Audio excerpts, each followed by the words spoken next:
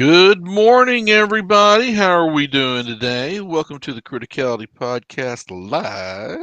I Well, am Chip Harris.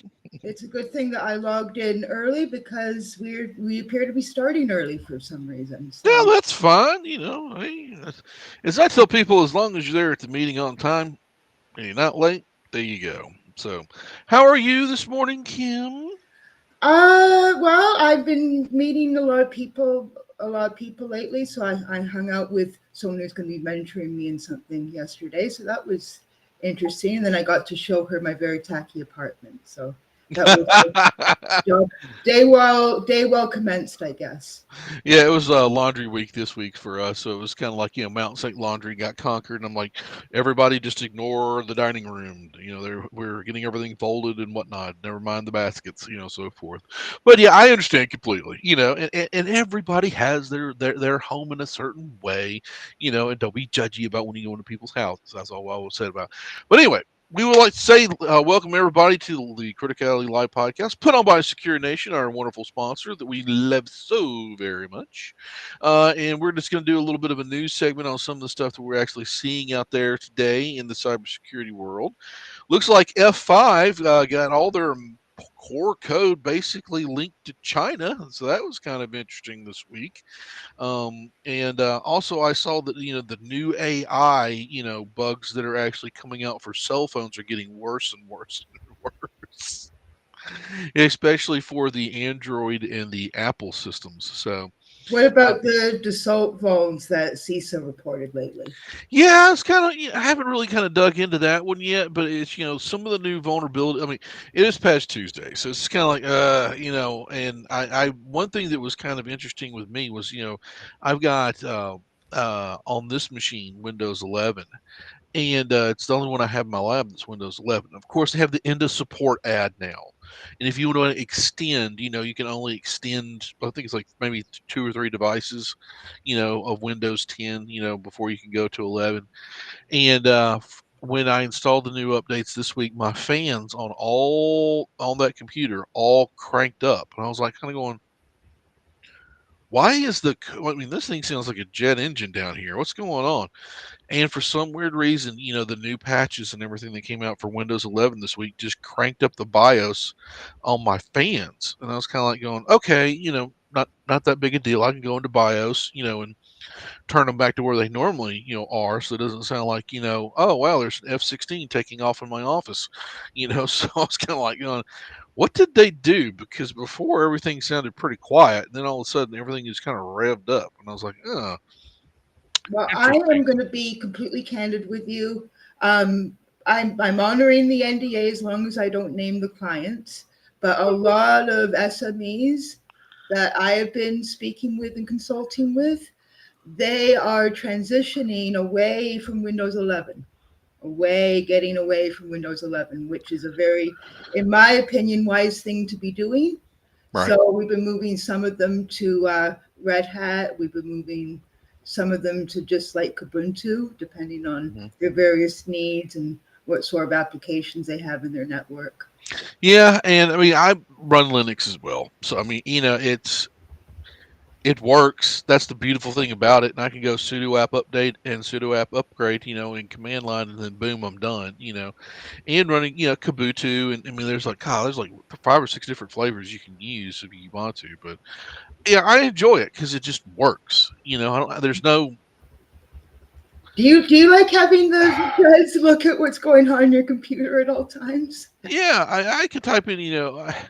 I actually like knowing what's happening in the background of my site services and systems. And I Okay, can do that. but what about feds that you don't know, who you haven't personally met yet, who are looking at your Copilot recall snapshot? Oh, and if Windows was smart, and Microsoft was smart, they would create a version that is non-AI based, like non-Copilot, very a leaner version that doesn't have, you know, all the stuff that's incorporated with Edge and the AI and Copilot and everything.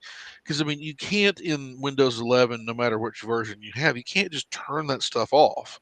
It's constantly aggregating all your data. It's constantly sending it somewhere. I mean, I can look at it on my my top screen up here, and it's very chatty. It's who and whom is it talking to and where? And well, it doesn't really kind of give me an answer. And if you start screwing around with the services and start turning stuff off, suddenly the operating system just crashes.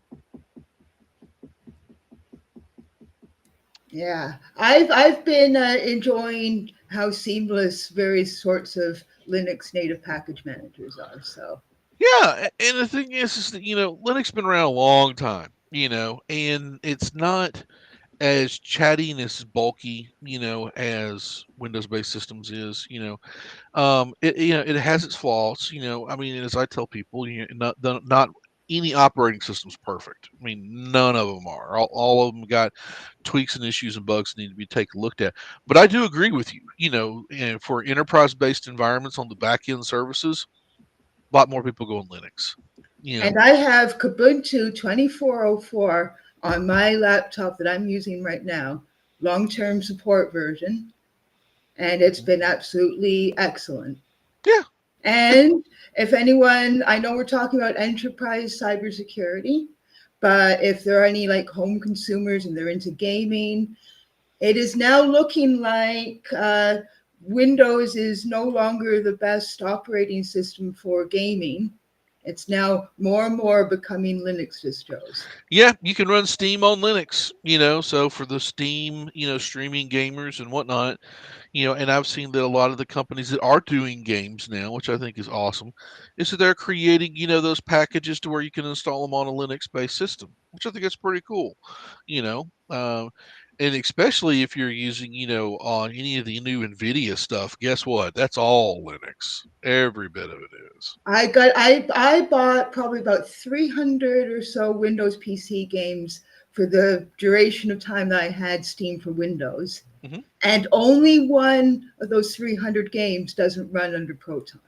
Wow. That's cool. That's Yeah. really cool. And the thing is the gaming systems themselves, the physical boxes, they're getting better. I mean, they're like little mini computers. I mean, all it is to me is just a small motherboard with a huge graphics card in it, and air conditioning system, to play your games.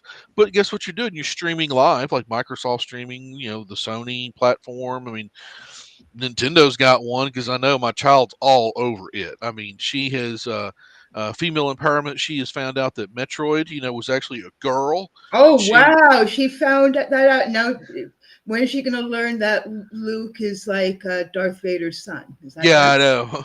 So, so she has started playing Metroid and Roblox. Because I mean, and Roblox, from a cybersecurity standpoint, is not that secured.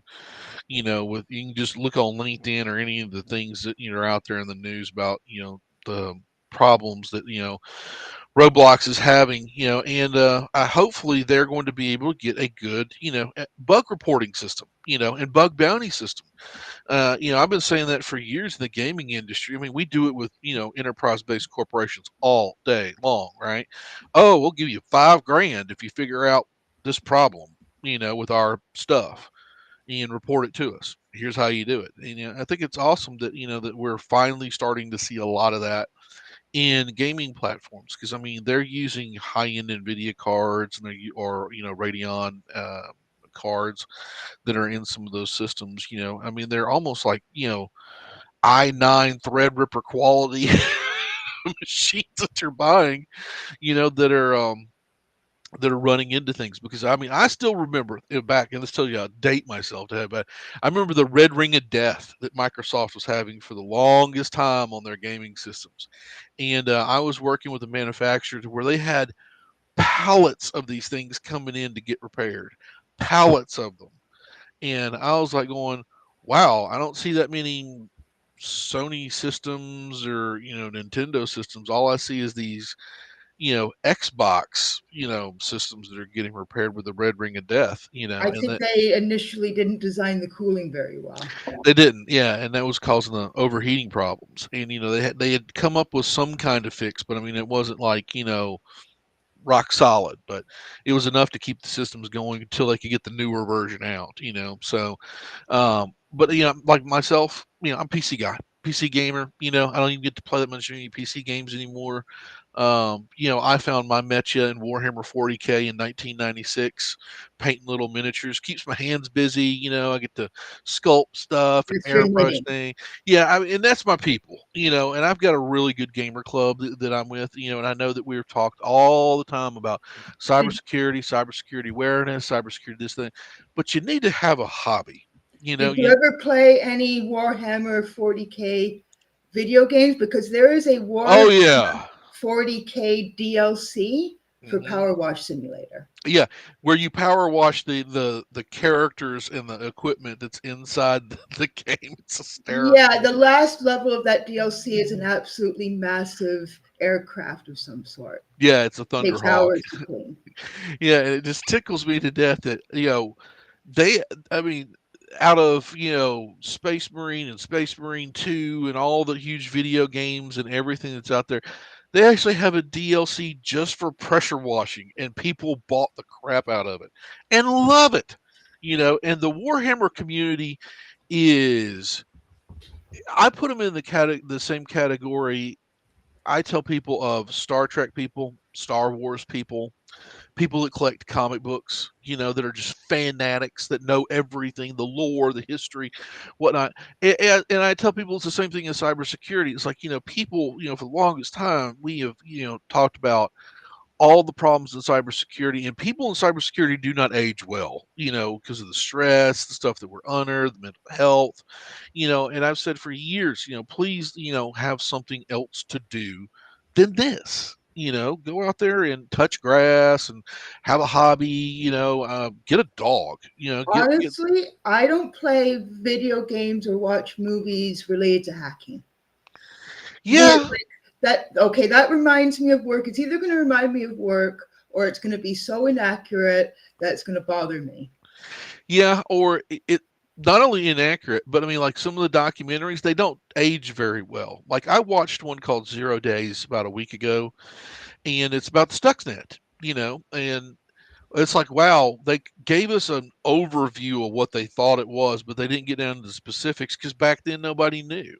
And it's like, wow, wouldn't you do like a 2.0 version, to kind of update, the what's been found out so far? Like, yeah, we found out it was a joint operation between two nation states. Yes, it was a cyber weapon. It wasn't a thought, it wasn't a fluke, it wasn't a bug, whatnot. So Even for small documentaries, the number one hardest thing about getting a film made by far is getting the funding.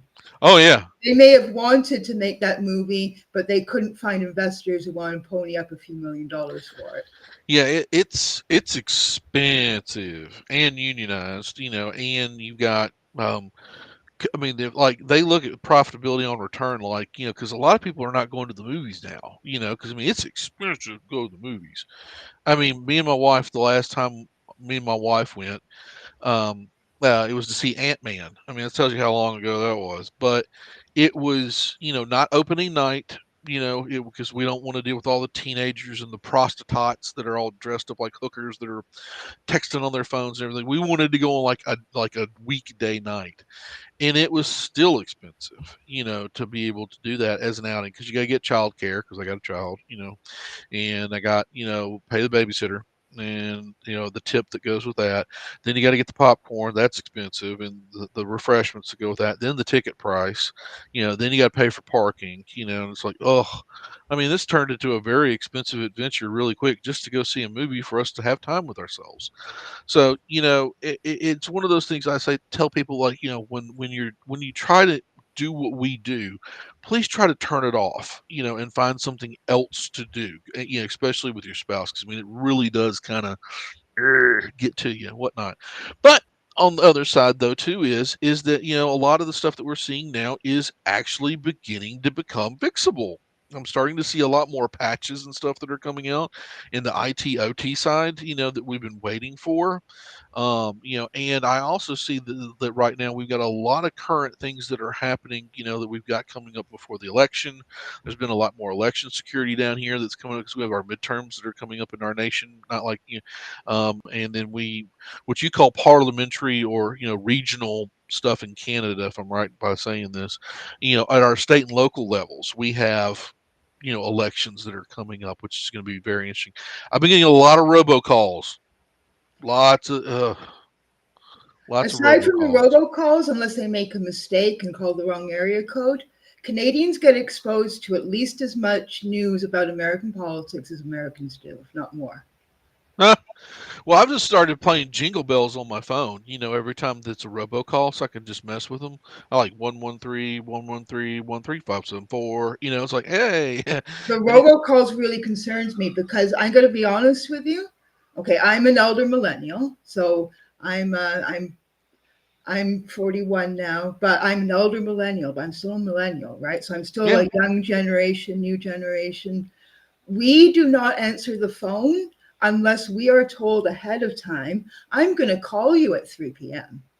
yeah, I am too. So I'm 47. And I showed my daughter a rotary dial phone like we talked about last week, and she was just completely blown away by it. And we were at Walmart, and they have a rotary dial phone to where you can play Call Santa. And I'm like going, that's the most inaccurate thing I've ever seen for false advertising because nobody has a rotary phone anymore to call Santa Claus. We all have touch phones. I mean, it should be a. I was like, going, it's kind of for as a kid it'd be fun, to But kind of the promote it. robocalling is like they're only going to reach like 80-year-olds and Yeah, 90-year-olds. So they're going to get a bunch of opinions from very old people and very right. demographic. Yeah, and I understand why they're doing it. They're trying to get people to go out and vote for themselves, and so forth. And it is advertising. But I'm of the same generation as you. It's like if you tell me you're going to call at 3 o'clock, I expect to call at 3 o'clock.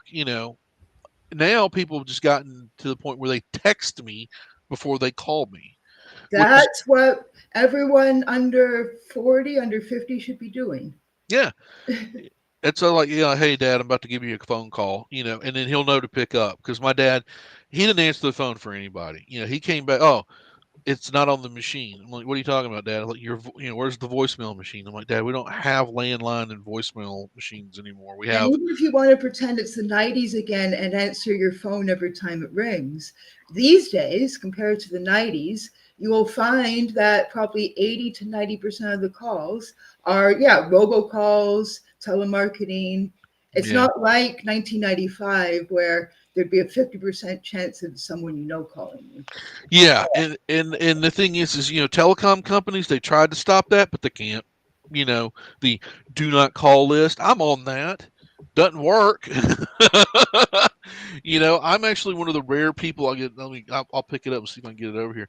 I actually still have, a landline in my office. Wow. Because the reason why I do that is I'll port, these horrible group calls. I can't stand these meeting group calls where you got like 12, 13 people on the call. I'll just switch it to my landline phone and put it on speaker and then hit mute because I'm running the battery down on my regular phone, and it's like, do I really want to get in? And some of them go for hours, because I'm dealing with government, I'm dealing with different agencies.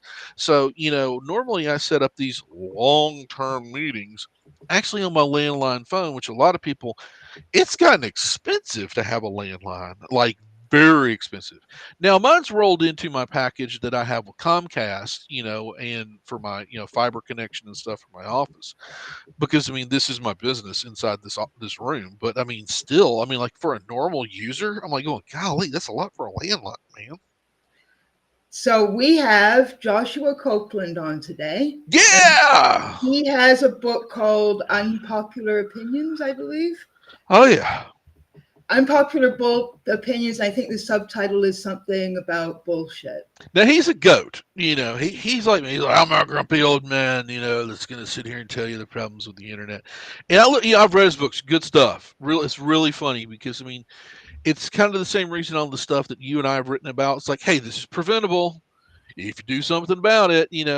Doesn't take much, but guess what? And this is one of the things I really want to ask. Some of the questions to Josh is, as the speaking from experience, of seeing some of these horrible train wrecks and plane crashes happen. What the fuck could we done better to stop it, right? And if we did, and this is the one thing I found out with some of the contracting work that I've worked with, you brought me in to fix something, right? And I've told you how bad is. And I've been able to show you, given you an examples, and so forth, and you still did nothing about it. So who's to blame? It ain't necessarily me. I get my check, on the 1st and 15th and 30th. It doesn't matter, right? Because I'm the contractor, or I'm the subject matter expert, or I'm the blah, blah, blah, blah. Where does the company's responsibility really start coming into play when you start exposing some of these issues, these hardcore issues that could kill people, hurt people, cause massive data loss? I mean, and we've seen this throughout the timeline of IT history, and it just seems like no, it's like, are you just willfully not paying attention and not giving a shit versus, oh, I actually do give a shit, So that's one of the things I want to be able to ask him. Sir, how are you doing today? I am doing wonderful. How about yourself, Chip and Kim? Oh, I'm just a grumpy old balding IT guy just in his office going, so. Those are a lot of lanyards behind you. If that's your real background, that's a ton of lanyards there. That is my real background. Yeah, so you're one of those that collects all the con badges. Yeah, something to hang up in the room. I have like another half dozen or so in my other room that I haven't, taken the time to get up on a ladder and put on the rack yet because that requires work. Yeah. Sometimes being lazy, you're like, whatever. Not that big of a deal, but an impediment. So, sir, how are you doing today? Let's give it, if you want to, Kim, do a little bit of introduction on who our guest is today. Let him talk a little bit about himself, some of the stuff that he's doing currently in the market, and we definitely like your book. Good stuff. Read it, bought a copy, and I want to kind of dig into some of the IT issues that we're actually seeing and wanting to talk to that are current to you about today. Yeah, so and I like how you were promoting your book on LinkedIn because you started obviously a marketing campaign where you started doing posts about these are bullshit myths in the industry about hiring. I think the hiring one I responded well to. Yeah. Yeah. So there you go. You've got an eye for marketing. Well, marketing was a byproduct of just ranting on the internet. That's one good way of looking at it. And I do agree with you on a lot of the things when, like, wow, you're fighting a system like Workday that if you fill in one field wrong, you're auto rejected, and it's just, it just seems to me, it's like, wow, we've taken the people out of dealing with, like, PeopleSoft or whatever it may be. You're not really getting a good pool of clients to pull from to fill a certain position. And it is kind of interesting, on how you approach that, because it's like, wow, if I'm looking for a good talent pool, I'm going to pull from the biggest talent pool I possibly can. But if the system's automatically kicking out the best and I'm getting the mediocre, or the AI bot, Yeah. what does that really give me? Well, and that's one of the things where we've done a really just across the board bad job at writing job descriptions, getting talent firms to get the right people into the funnel, using AI inappropriately to filter things, using certifications and degrees inappropriately for filtering things out. You know, ultimately, it has to be from literally the hiring manager up change to really get things better. Yeah, especially when I'm, bringing on red teamers, I look at it from a merit based, system, versus, oh, you got the full alphabet soup of certifications, right? But how much keyboard time do you have? Tell me about, if I gave you this situation, because there's some companies that, like I had talked with, like Arctic Wolf and some, they have this little D&D campaign that you got to go through. Like, if this does this, does this. It's very logically based on how they would be able to answer a question. And I played their little game with them and everything, and I won.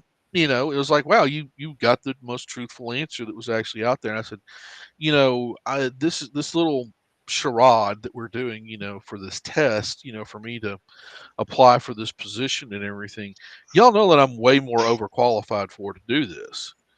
So why are we going through this sock and dance, and just tell me what your problems are and how I can be able to fix them for you?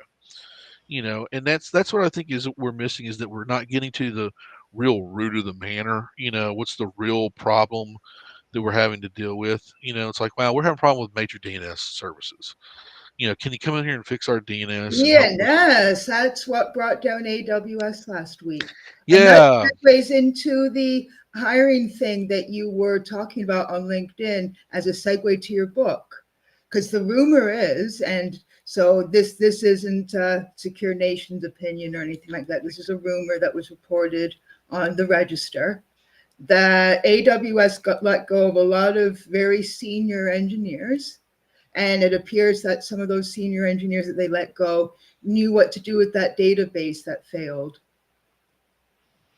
I'm like, we see that time and time again. I'll even harken back to prime time of COVID. You had all the folks who had built and run and maintained the unemployment system that was Oh COBOL based, yeah. that had either Cobalt. retired, yeah, COBOL, not even joking, that they went, nothing's ever going to change. We're going to put some really slick GUIs on top of it, make it user friendly, and it's still running the same COBOL code underneath. And then they actually had to change something on the underlying code because they changed the criteria for unemployment that they thought would never change. And New Oh. Jersey was paying literally $300K a year to get these old graybeards to come out of retirement to fix their COBOL database and fix the programming to make the adjustment, because they didn't document, they didn't teach down, they didn't update the code. They just went, no, this works. No one's ever going to need to mess with that ever again. So that's those situations that we come into where you get these, I call them single points of failures or success. That person in that organization who knows where all the skeletons are, knows how to do these things, and they're the only one that knows how to do it. And sometimes it's, what I consider slightly malicious, where they're doing it to hoard knowledge and make themselves indispensable. And Right. then sometimes it's just a lack of additional people to teach it to, and they become that single point of failure. And then when something happens to that person, they retire, they change jobs, they quit, they get hit by a bus, then all of a sudden you have these massive gaping holes in your environment that nobody knows how to deal with.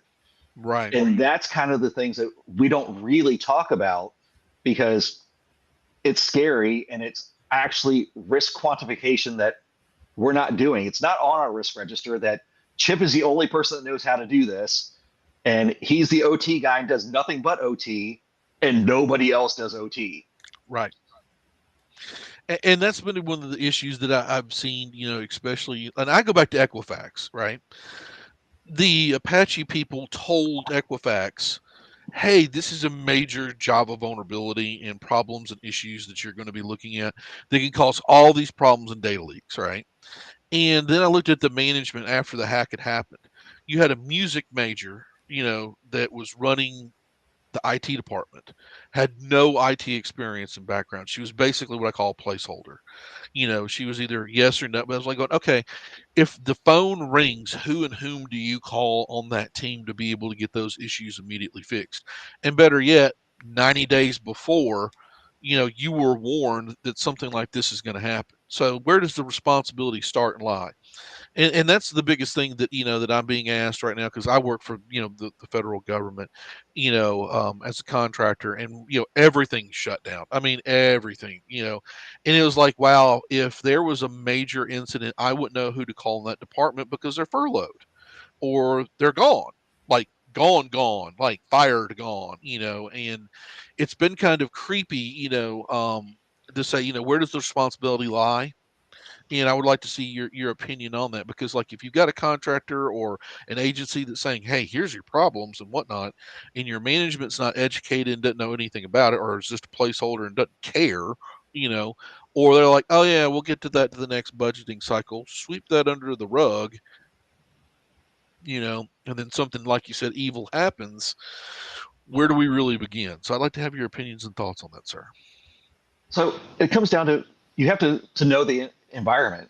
And Oh yeah. ultimately, I can go into any conference, stand in front of 1,000 people, and ask them, how many of you are 100% confident and your CMDB, and I will get a 0 hands raised. Nobody is 100% confident in their CMDB. I can get very granular and go, all right, how many of you are confident that at least your critical infrastructure pieces are accurately reflected in your CMDB, that you actually know it? And I might get half the audience to actually raise their hand. Yeah, because I mean, they don't think about the OT systems nowadays, Yeah. And now CISA is, and I give them credit, is they're trying to protect critical infrastructure, considering it's been put on the internet now, and it never was really supposed to be put on the internet. Some of this stuff doesn't have internet security baked into it, and now you got the force majeure, the forcing of the hand, of cybersecurity companies and companies having to deal with OT systems. Yeah. OT is that soft, squishy underbelly that no one wants to talk about, that exists. And it exists whether you acknowledge that it exists or not. Think of the casino hack where they got in through the fish tank monitor. Yep. If it's connected, you need to know about it. It's a vulnerability to your Right. environment, and you need to manage it. Yeah. And OT is just a different flavor of IT. It's the same bits and bytes. It's still, unfortunately, in a lot of environments, the same network. It's not even segmented off. So you have all this stuff that is largely unpatched, unmanaged, and let go and run because everyone's afraid to touch it. I know of a water system somewhere in the US that is currently running a Windows 2000 box that has never been patched and has been rebooted twice, ever. Oh, please tell me it's not connected to the internet. Please tell me it's not connected to the Public facing IP address. Oh, that's horrible. I mean, that's just like one Shodan search away from evil, And they're scared to do anything with it because it would take out an entire county's worth of water treatment. And that's Right. both fresh water and sewage if it goes down. And they're scared to do anything because, let's be clear, that's a major project to upgrade that to a newer system. I can't just go in and throw a Windows server or Linux server on that and expect it all to run right. That's been running that way for close to 30 years. If not more, Yeah. Well, I mean, an easy, immediate fix would be to find some way to take it off the internet, first of all. Yeah, and that's the biggest problem is, how do I rip and replace out an entire, water system, and water treatment facility? And that's a very tough problem. And, anything that goes over $1 million, which this definitely would, turns into a capital project that, the county board of supervisors has to take to city council and then the mayor, and they have to really kind of vote on it. They have to say, like, okay, if we go down this road, it's going to take more than a year to do, and it's going to cost X amount of dollars to do it. This happened in, Jackson, Mississippi, where they said, look, we can replace the water treatment facility, but it's still going to give crappy water because all the pipes are rusted. Okay, but you guys know more than I do, but based on what I have learned, most of the time when OT is on the internet, it is because the people working at the facility want there to be a means of remote management. Is that true? Like they want to remotely administrate the system? Like, yes, for some instances. Sometimes it has to be connected to the internet because it has to get telemetry from something. It's connecting to something else that it needs access to that requires internet. Now, there are safe and sane ways to do that, but they're hard. And let's be honest, a lot of times when these systems are put in place, they're not put in place by IT or OT professionals who have security at the forefront. They're really looking at, I have a job, I need to make this thing work. It doesn't matter if it isn't secure. My job is to make it work. An example of that, I was working with a state for their wildlife division, and they had a mandate to put Wi-Fi in all the state parks. One, why do you need Wi-Fi in a state park? Yeah. I have no idea. Well, guest Wi-Fi in a state park. I have no idea.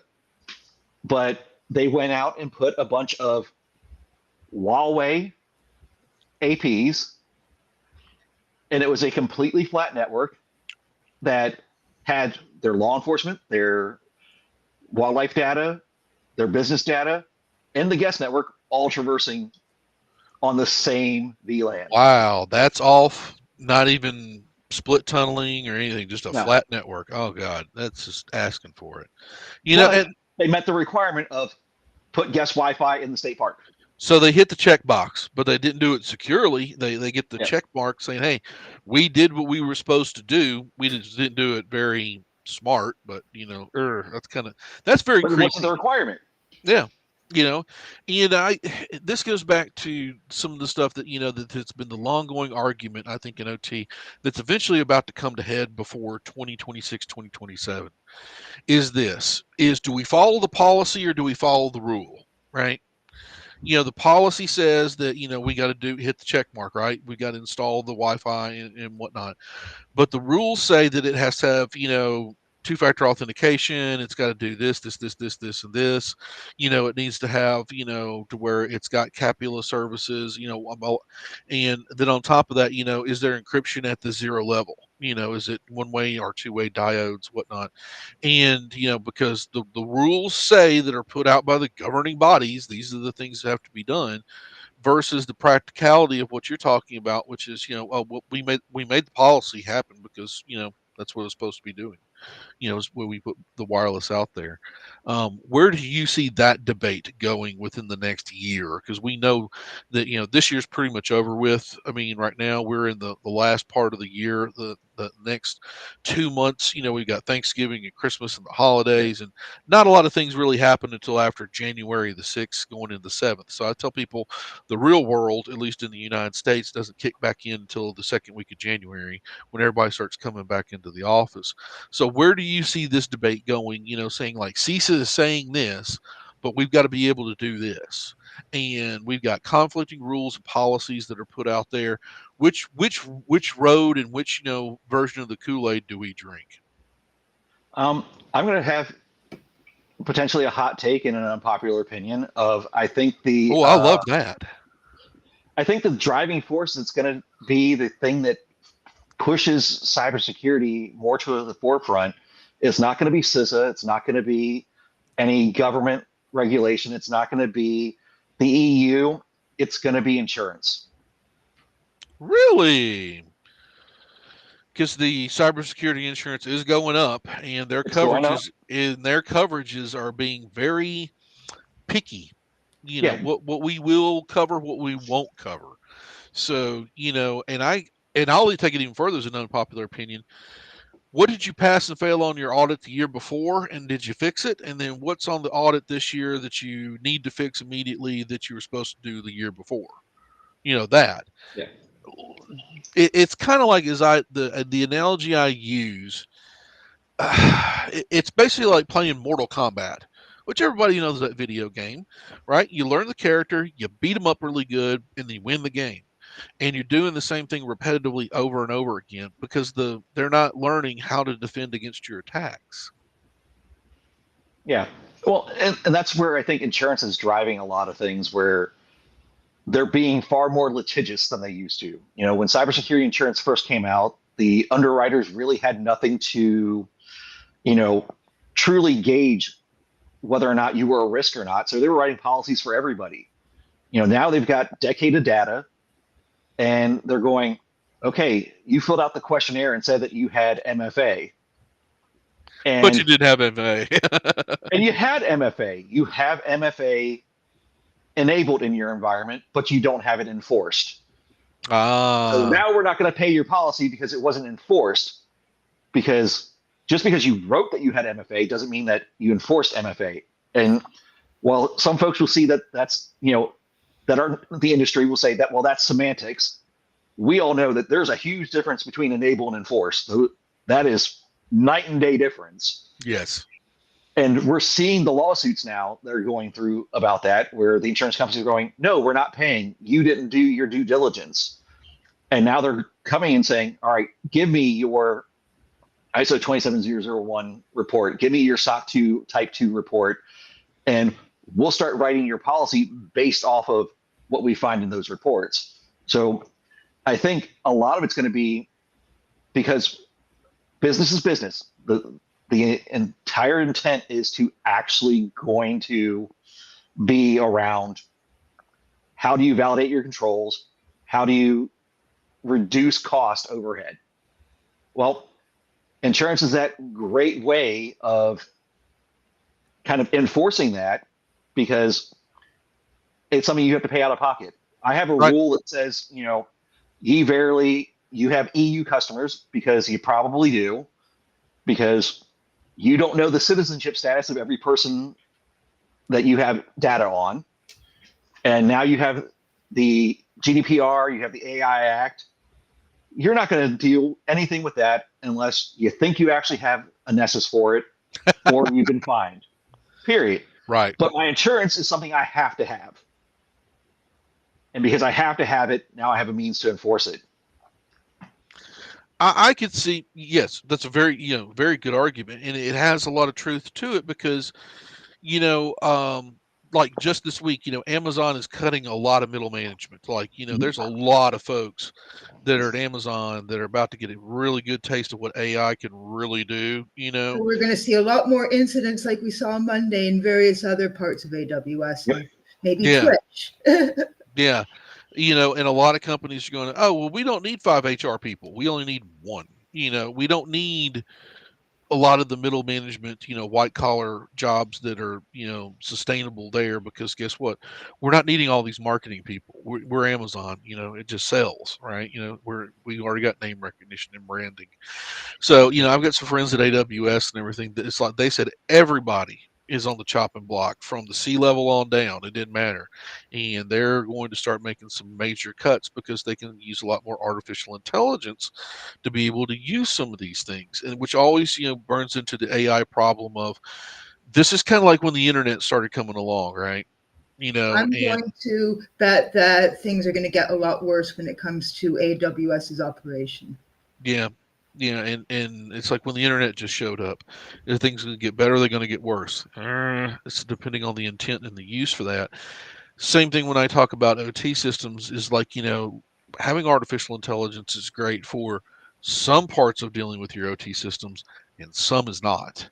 And I'd like to hear your take on that and your unpopular opinions about, artificial intelligence in IT and OT systems, and how we're going to see that really kind of change over the next, I'm going to say 3 to 5 years.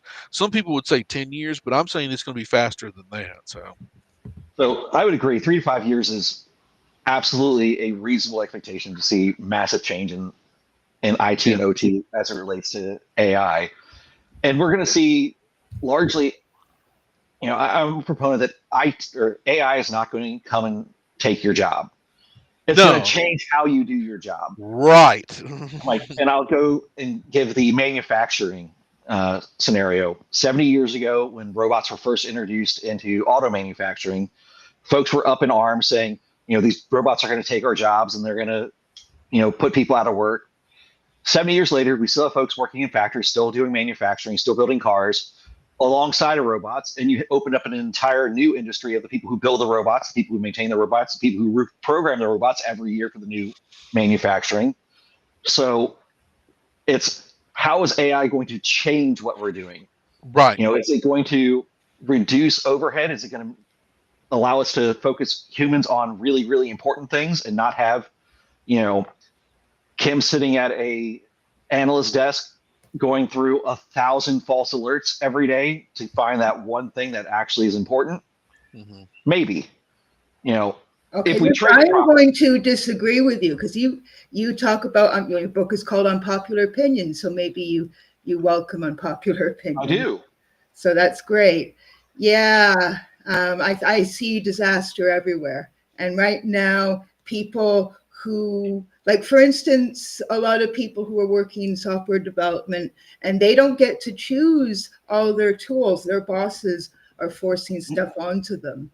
And they are reporting, there's all kinds of reports coming out in all kinds of different industries that people are spending way more time fixing the mistakes made by these bots.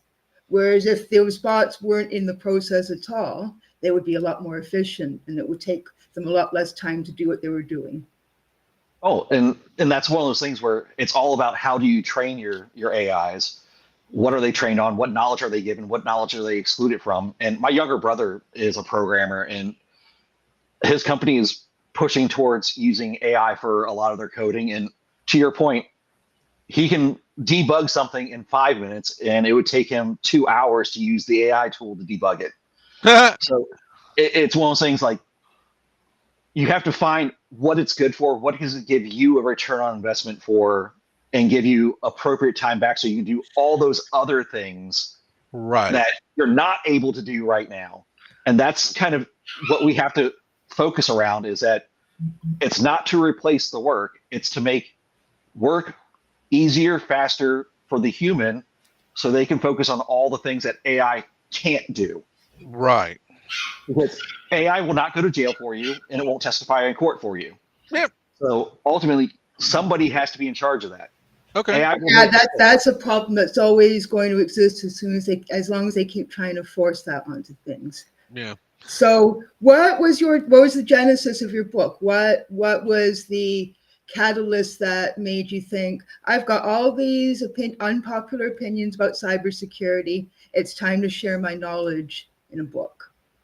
I've been writing on LinkedIn the Unpopular Opinion series for about 3 years at the point that I finally broke down and wrote a book and had a lot of people go, why aren't you putting this in the book? Because it's, for reasons nobody knows, it's extremely hard to do any kind of searching on LinkedIn. It's horrible. I'm like, I can go, I absolutely know I wrote something on this like a year ago. I can't find it.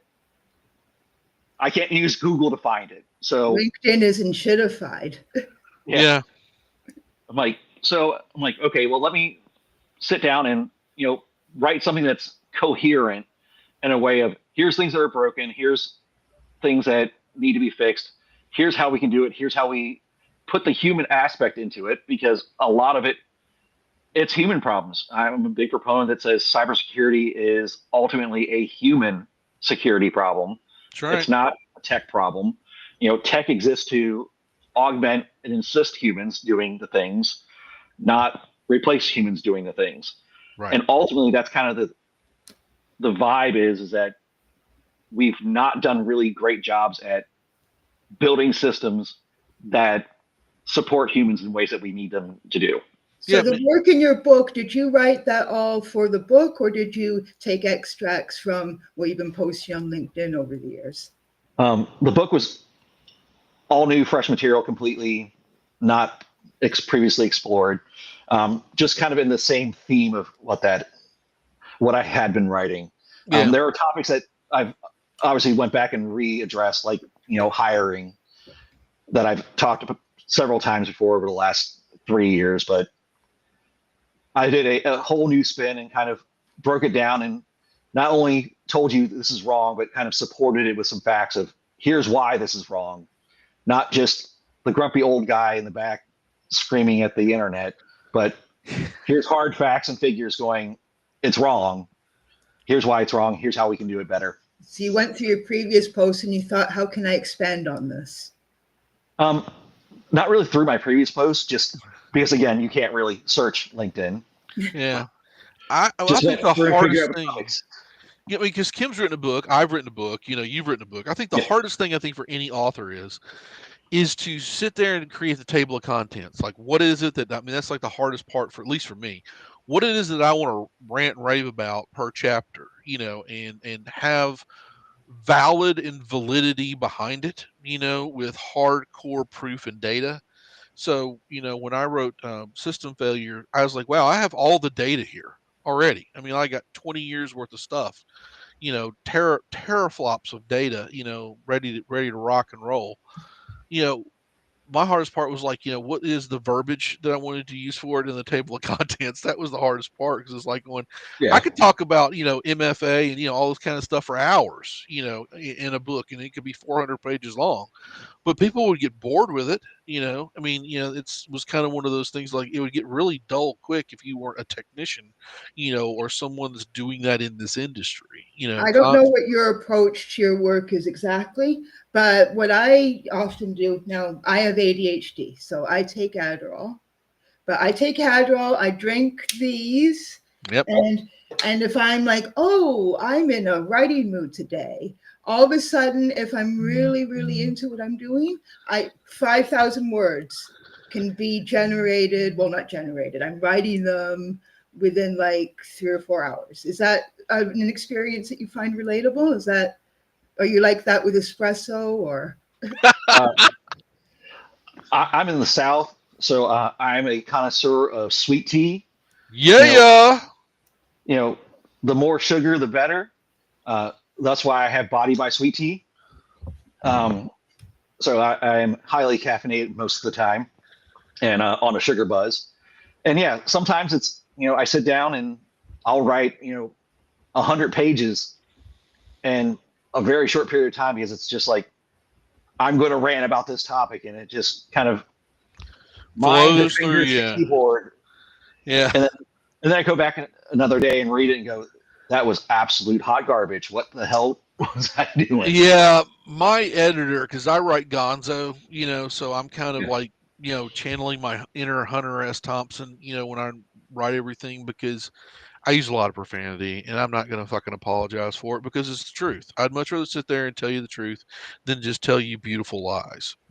So, and that's where I see where the rubber kind of hits the road and everything. All of us, that work in this industry, we're dealing with horrible, horrible stuff, sometimes. I mean, really hardcore problems that do boil down to, I agree with you, the human aspect, of it. AI will, now they're talking about human in the loop. I'm like, AI has always been a tool. It'll always be a tool. It'll never be a replacement for anything and everything because, I'll give an example, and I'd like to get your opinion on this as well before we go. Is I deal with trains, planes, and automobiles, and I deal with the Port of New York and New Jersey heavily. And they looked at the Port of LA and they're like, wow, we're going to lose a lot of jobs because, I mean, the Port of LA is like Shanghai and some of the others. It's completely, automated. So they went from, 2,000 people down to 200 people, because they got these automatic sleds that can pick up the 53-foot containers and take them to the yard, and the picker can pick them up and put plenty to locate. So there's a lot more automation that was done there, but there were better, higher paying jobs that were created than just a regular forklift driver. So something got replaced with something better. So, the port that I'm dealing with and the union, they're going to do a 5 to 7 year program to start retraining a lot of their folks to where they can start using more AI, and like not only am I a forklift driver, but I'm also going to go to welding class and robotics class on how to fix these things when they break down. Because they're already 24/7, 365 anyway, but what they're looking at is they want to rev up more production, and then be able to lessen, human cost and expenditures. So where do you kind of see that, going within the next 2 to 3 years? Because I mean that's going to be a very big project that they're going to be doing with the Port Authority of New York and New Jersey. I'm proud to be part of it from the cybersecurity and the OT standpoint of it. But they sent a team out to LA to kind of look at, like, going, okay, how are we going to incorporate better high paying jobs and more skilled labor to go from this kind of blue collar-ish kind of thing, which, I mean, I'm a blue collar guy trying to make it in a white collar world, don't get me wrong, but how do we train these fucking people to understand the new shit that's coming out, and then what we're going to do about it? Yeah, and to your point, if anybody ever takes the human out of the loop, they have gone completely off the rails, and that is just going to be a massive, just train wreck of an organization. Oh, it'll be a shit show, don't get me wrong. Oh yeah. So, but to your point, yeah, it's going to be one of those things where I'm going to need folks that now know what that AI is supposed to be doing to watch the AI to make sure that it's doing the thing that it's supposed to be doing. There you go. So in your case with the ports, like, okay, they're supposed to be moving this here, here, here. This is how the piece of equipment is supposed to be working. Now I have someone who's watching a camera who's watching, 4 or 5 of those things do that instead of being the person who's actually driving the skid loader or the forklift or insert whatever piece of equipment, the sky crane stacking the Oh yeah. box. Like, but that's still something that needs that person in that seat going, okay, this has got to be done in a way that's safe, sane, and doesn't get anybody hurt or get any of us fired. Yeah, I can agree with that, because you've gone off the rails if you're using just pure AI, because guess what? Something's going to mess up somewhere, and they talk about hallucinations and whatnot, and I'm like kind of going, okay, it's not an imperfect system. I mean, period. And say you got to add something to that system. Say there's something new that you're bringing online. There has to be a way to adapt into newer systems with older hardware. That's been our biggest thing. Is like we're Yeah. looking at old shit. I mean, 30-year-old infrastructural, stuff that's been around when I was in high school, 94, 96 D-Link, old routers and switches that are running, major operations at some of this stuff. So like, how do we rip and replace, some of this older infrastructure to get it to even to the point to where it's even comparable to even work with AI? So that was one of the first things I put out there, to him, was like going, there's a expenditure that's going to go with this, with that you people might not like, with sticker shock. Oh yeah, like just the infrastructure that you need to be able to put in place to be able to do that. Like someplace like a port, I've worked with ports down here, and they are not the most technologically advanced organizations. They don't Yeah. have full copper running through it or full fiber.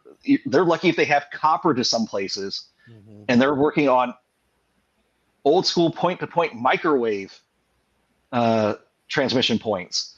Mm-hmm. It's kind of one of those things where, yeah, it's great that you want to do this, but what's the bandwidth cost that's going to be? What's your power cost going to be?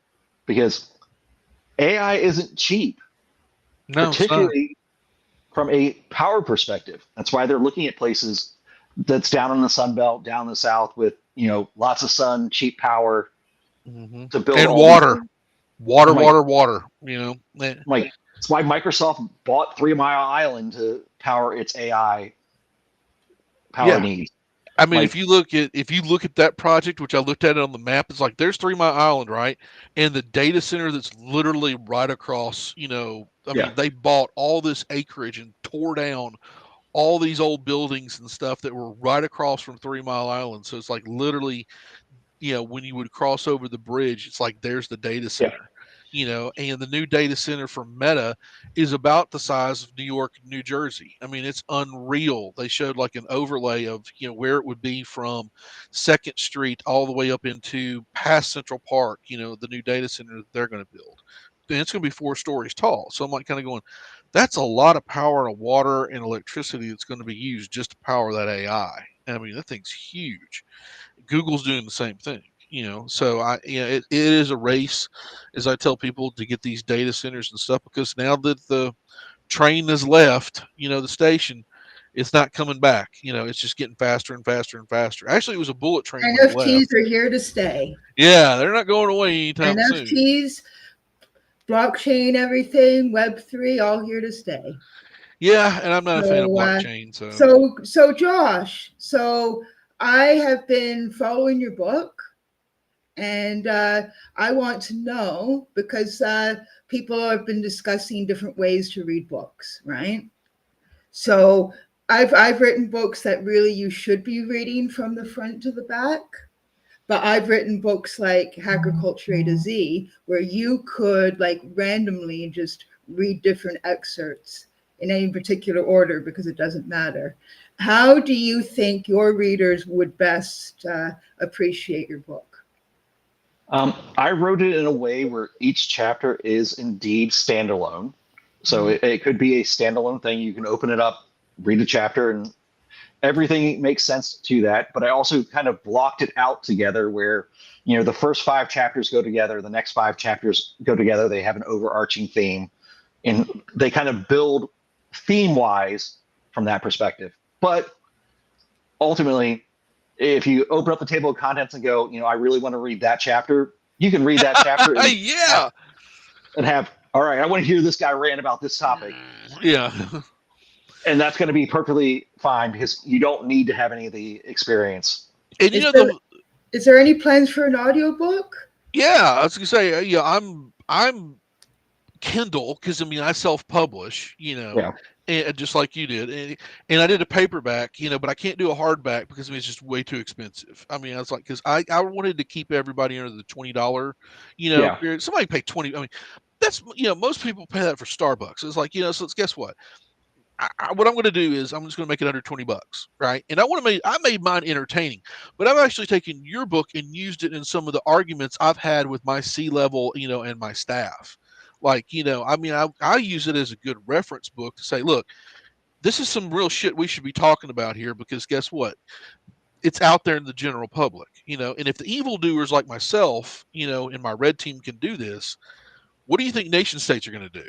They're not going to pull any punches. I mean, and that's the thing I think that's really good about our cybersecurity community that we've slowly been building, and some of the people that we've talked to on the Secure Nation podcast is that everybody pretty much so far has come to the consensus is we need to do better. One, and then two is that the reciprocal arguments that we've haven't been having for over 30 years are slowly getting fixed, because there's now more evidence out there to prove that it's actually being, that can be done.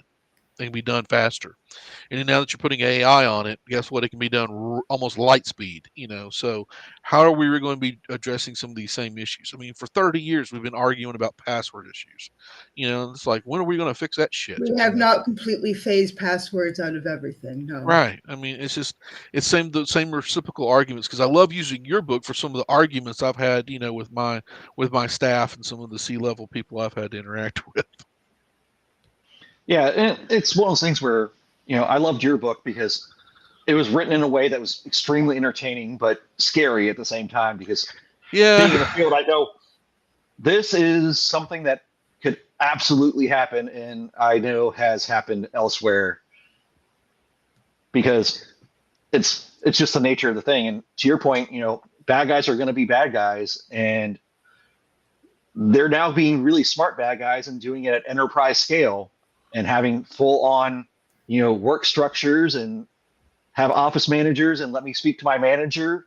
Like, they made it into a full creative production of how to do bad things. And the barrier for them into entry is not certifications. It's not degrees. It's not the huge, HR process that we all have to deal with on the blue team side. It's the Yeah. and you put hands on keyboards and do the thing. Yeah, Yes do or the no. thing. Yeah, yes or no. Yeah, that's what I go for, because it's like, I tell people it's like, when you come into a red team, especially for OT, especially OT, you've got to have 3 to 5 years experience before I'll even consider you, because of the nature of what it is that we do can affect human lives. It can kill people. Like you were talking about earlier today in the broadcast, you got a system that's been around 30 years that's controlling water and water treatment. What happens if I dump a, ton of chlorine into that water system? I can poison people, right? So, there risk reward, what's, how that's going to affect, a But lot I of these do things. hope that when you take experienced people on, when you do your OT work, you are taking on interns or apprentices. Hmm. Do you like how do you get new people into OT?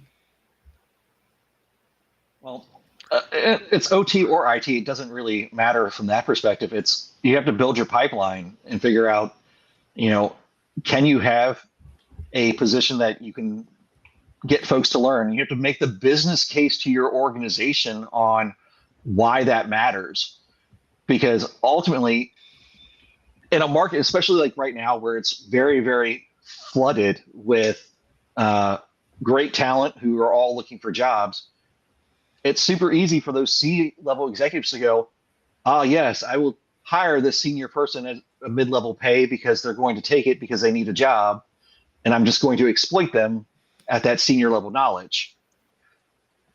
Yeah, very common problem way that people did, definitely. So So Yeah. it's creating that market where you give them that return on investment, where you can talk about the value add of bringing in interns and what that's going to do to your marketability and your sales perspective and your investor perspective, where we don't have to go out and hunt for talent. We're building our own talent. I will Right. never not have the pipeline that I need because I build that myself. So you Yeah. would be comfortable with someone with a decade of experience does the actual direct practitioner work in an OT system, and then the intern or the apprentice watches. Well, they'd be watching, they'd be doing report writing, they'd be doing, low level stuff. It's all about, what your comfort level is around how much can they break? Are Yeah. they gonna are they gonna break anything that's critical? Am I gonna have them? I'm ex-military, so I'm a big proponent of the crawl, walk, run. You know, I'm going to show you, then you're going to do with me over the shoulder, and then you're going to do on your own. And when you do it with me over the shoulder, if you don't make mistakes, then I give you the opportunity to do it on your own, and hopefully you make no mistakes. And then we sign you off, and you're good to go to do that thing. You know, and if you don't do that, and you expect everyone to walk in with the ability to do everything on their own, not only are you setting up yourself for business failure, because ultimately that kind of talent is going to be, unless you're paying extremely high, you have excellent benefits, you build a culture where people want to stay there, they're going to get an offer that they might not be able to refuse. Right. So from that perspective, you've got to be competitive and constantly building that pipeline, and understand that just because I invested time in this person doesn't mean that they're going to stay, but it also means that they're more likely to stay than they are to leave because I've given them the tools. If Yeah. they're paid well, and maybe if you cap their hours at 40 a week. God, I wish that was true. I mean, as I tell people, people don't quit their job. They don't quit what they want and they love to do. They quit fucking management. That's what they do. Because they're getting treated like shit, they're getting paid like shit, and shit's not getting done. That's the number one thing that I, enforce on my people every day is every day we get shit done, no matter what it is. And I go by the rule of four because I'm ex-military like and is that you need to show me four things that you've done today. They might be a little minor, they might be, but it shows progress, right?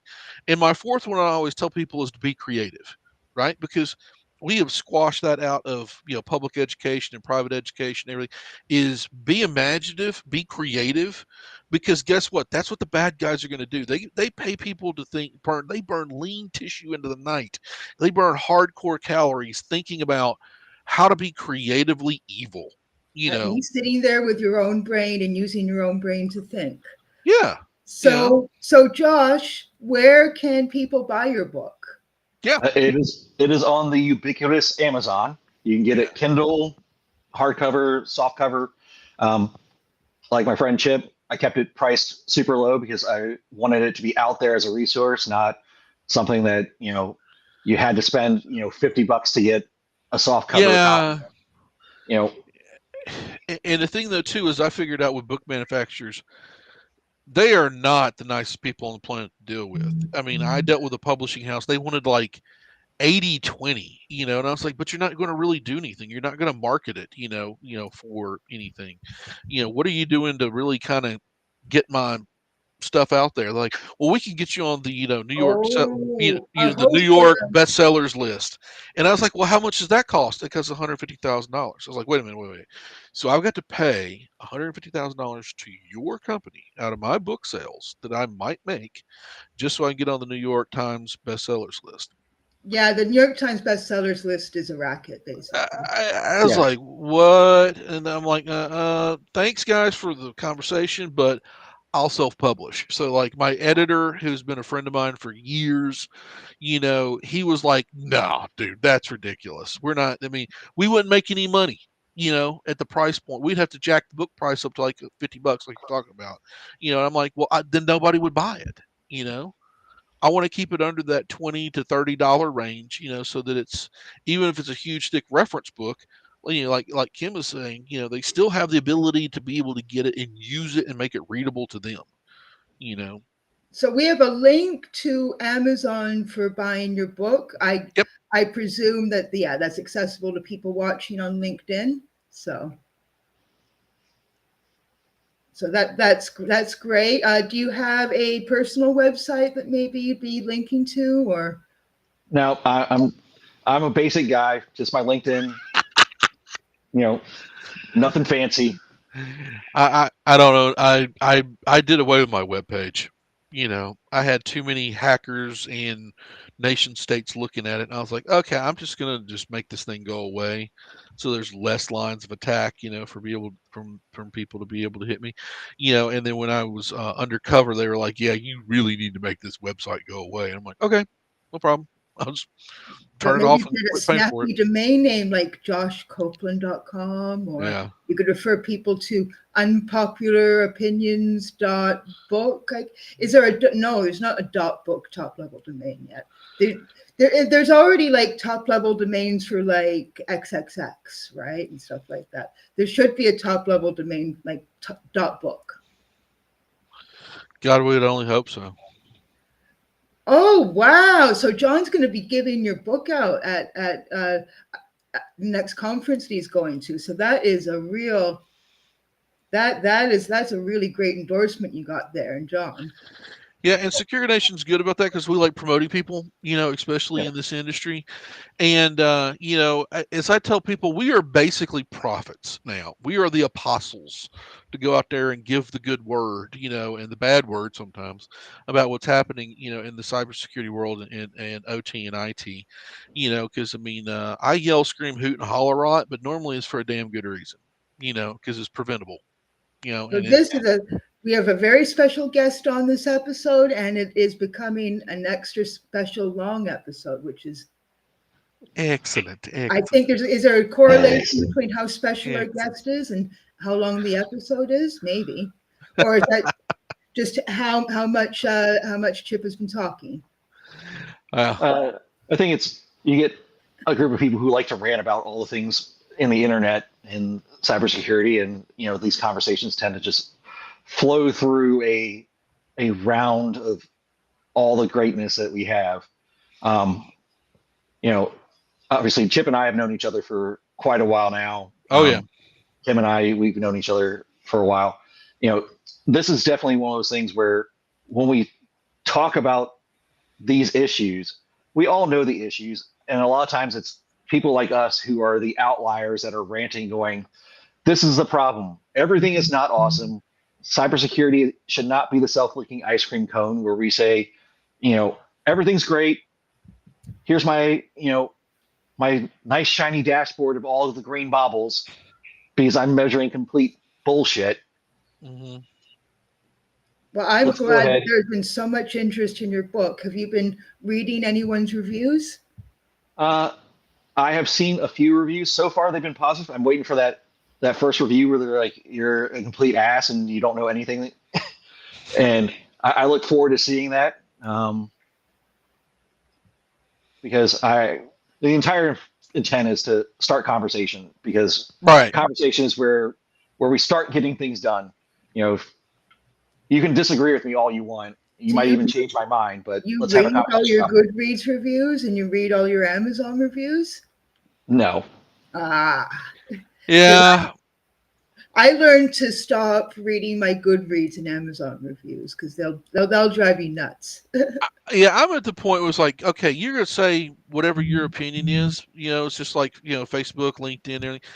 Everybody's got a microphone, right? It's just the intent of what you're going to use it for, either good or bad. You can voice your opinion and go total fucking Karen on me all you want.